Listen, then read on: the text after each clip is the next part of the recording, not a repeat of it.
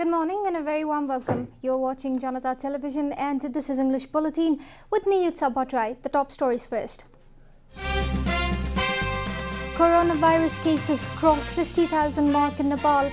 More than 500 cases reported in Kathmandu Valley. Acid attack victim demand stringent laws. Government pledges to enact such laws through ordinance.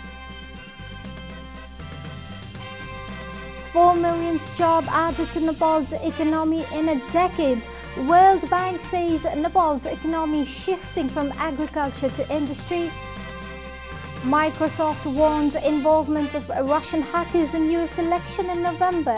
Says both Trump and Biden's campaign might be at risk. And first woman to win a motorbike world title injured during test. The former champion suffers a double vertebrae fracture.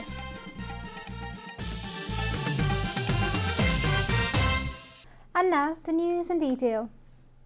Coronavirus has claimed 5 more lives in the country, taking the death toll to 317. Among the 5 victims, 3 were from the capital, while 1 each were from Chitwan and Kapilvastu.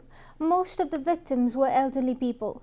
Spokesperson at the Health Ministry, Dr. Jageshwar Gautam, informed that 1,246 new cases of coronavirus were reported in the country during the latest round of tests.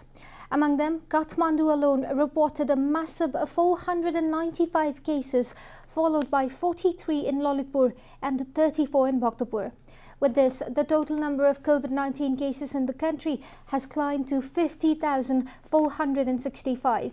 According to the ministry, a total of 35,700 people have been discharged from the hospitals across the country after complete recovery from the disease. As of today, there are 14,448 active cases of coronavirus in the country. A large crowd was spotted in different areas across the Kathmandu Valley yesterday, the first day after the easing of prohibitory order. The number of people increased in the streets after all 3 district administration offices of the valley changed the modality of prohibitory order and eased restrictions starting from Wednesday midnight.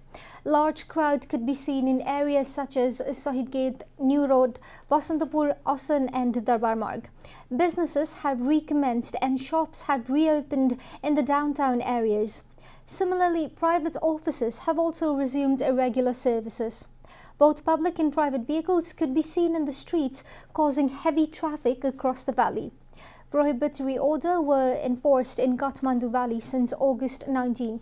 A meeting of the DAOs on Wednesday had decided to extend the prohibitory order till 16th of September this month after easing certain restrictions. Acid attack victims have demanded stringent laws to punish the attackers to deter such incidents. During a meeting with Prime Minister KP Oli yesterday, the victims urged the government to enact strong laws to punish the wrongdoers. They said that the attackers are still roaming freely due to lack of strong laws to punish the culprits.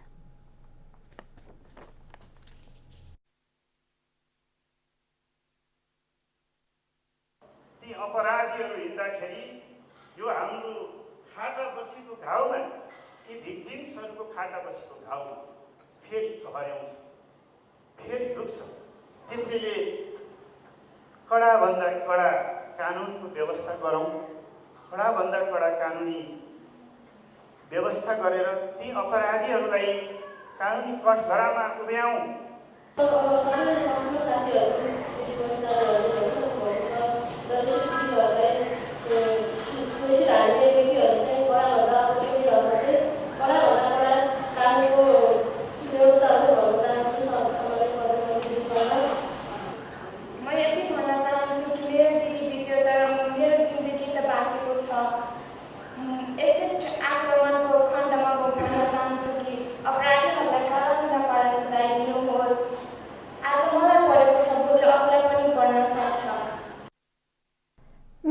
Meanwhile, the government has decided to formulate laws against acid attack through ordinance.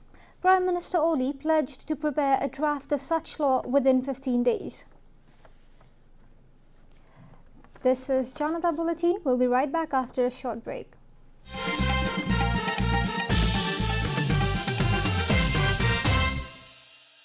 Welcome back. We continue with other national news. The Parliamentary Hearing Committee has unanimously endorsed the recommendation made by the government to appoint 3 ambassadors to various countries. A meeting of the committee yesterday approved the names of Rajkaji Kharka, Kehendra Raj Bhandari and Tapas Adhikari for the ambassadorial post. The government had recommended Kharka as the ambassador to Germany, while Raj Bhandari will be heading Nepal's mission in Belgium and the European Union. Meanwhile, Tapas Adhikari has been appointed as Nepal's ambassador to Pakistan. Chairman of the Parliamentary Hearings Committee, Lakshman Lal Karna, informed that the committee endorsed the names recommended by the government, considering the qualifications, experience and capability they possess to lead the assigned roles. However, Chairman Karna drew the attention of the government that the ambassadors have not been appointed as per the provisions of proportional representation. The committee also urged the government to appoint ambassadors to other countries at once and to take into consideration the proportional representation issue. Now, the Supreme Court has directed the government to provide all facilities to prisoners as guaranteed by the law. Deciding upon the writ petition filed by 7 convicts, a division bench of Justice Sapna Pradhan Malla and Prakash Thungana also directed the government to increase coronavirus tests among the inmates. The court has ordered scaling up of PCR tests in prisons, citing narrow space, closed rooms and overcrowded spaces that create a difficulty to maintain physical distance. The Apex Court said it acknowledges the failure of the government to manage alternative prison system within 3 years as provided in the law. Similarly, the top court has also directed the government to reduce the jail terms of elderly inmates as per the legal provision. Minister for Culture, Tourism and Civil Aviation Yogesh Bhadra informed that the government had decided to increase the number of international flights. Minister Bhadra said that the government took such decisions after Prime Minister KP Oli held a meeting with Deputy Prime Minister Ishwar Pokhral and other concerned ministries, including the Foreign Ministry, Tourism Ministry and Labour Ministry. He said that the government has agreed to increase the number of regular flights as per the request of airlines companies. The airliners will be allowed to bring back Nepali citizens from countries where the cases of coronavirus have declined. The returnees have to submit a PCR report with negative result. Meanwhile, the government has decided to bear the expenses of Nepali migrant workers who are facing problems due to the pandemic. For this, the Labour Ministry will be coordinating with the concerned diplomatic missions, informed Minister Bhadra. He said that the government is hopeful of airline companies lowering the airfare once the number of flights gets increased. And now the news from economic front.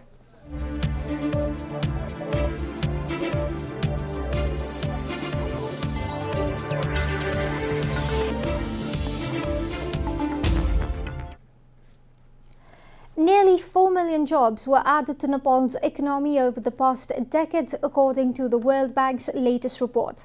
World Bank's Nepal's job diagnostic published on Wednesday also states that the average job quality increased significantly in Nepal during the review period. But continued job creation is needed to absorb underutilized workers into better and well-paid jobs, says the report. According to the World Bank, Nepal's economy has been gradually shifting from largely subsistence agriculture to more modern industry and services. This structural transition is bringing better work opportunities for the labor force. Despite great strides, not all job sectors not all job seekers are able to access quality jobs, especially women. In the last decade, large number of men have entered jobs in construction, manufacturing, commerce and transportation, or have migrated abroad. The share of wage work in Nepal jumped from 17% to 24% of total employment between 2008 and 2018, as nearly half of the jobs added since 2008 were wage jobs. And now, the international news.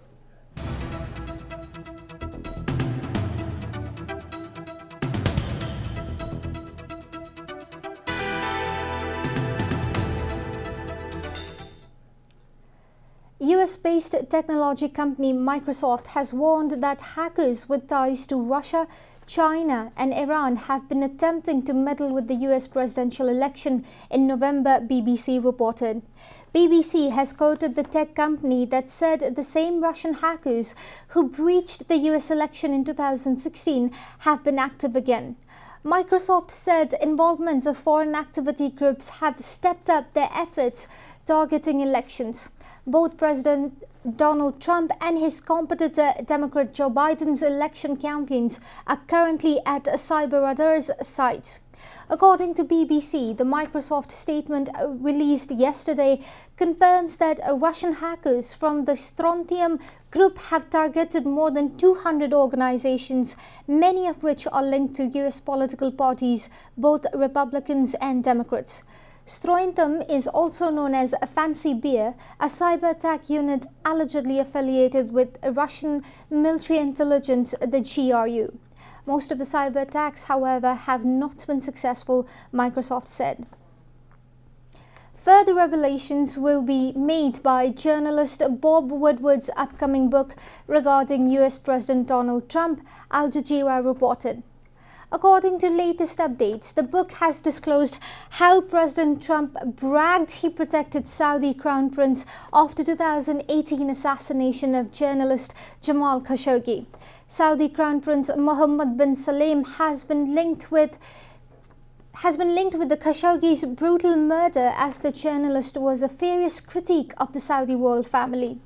According to news outlet Business Insider, Trump bragged that he protected the Saudi Crown Prince from consequences in the United States after the assassination of Khashoggi in October 2018. Business Insider has quoted President Trump's statement from the copy of the forthcoming book and said, "I saved him. I was able to get Congress to leave him alone. I was able to get them to stop." In the meantime, President Trump has denied that he lied about the risk of coronavirus, stating his answers to journalist Woodward were proper. President Trump tweeted on Thursday that his answers were good and proper answers. You are watching Janata Bulletin, and now the latest from the world of sports.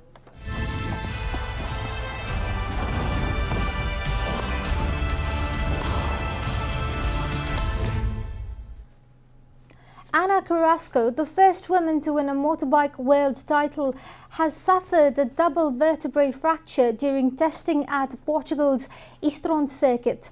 According to BBC, the 23-year-old Spaniard is receiving treatment in hospital with back pain but is able to move all her limbs and has feelings throughout her body. Carrasco posted a video from hospital saying she feels good. She is currently in 4th place in the World Supersport 300 standings with 3 podium finishes this season.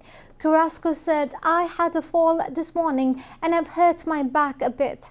I've fractured of the vertebrae, but I feel good." In 2018, Carrasco claimed the World Supersport 300 title by a single point over compatriot Mika Perez. We are at the end of Janata Bulletin, and the headlines once again. Coronavirus cases cross 50,000 mark in Nepal. More than 500 cases reported in Kathmandu Valley.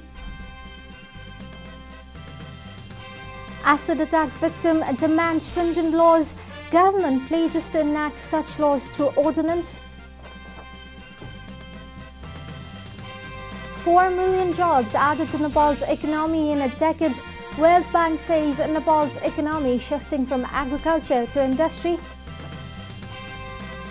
Microsoft warns involvement of Russian hackers in US election in November, says both Trump and Biden's campaigns might be at risk. And first woman to win a motorbike world title injured during test, the former champion suffers a double vertebrae fracture.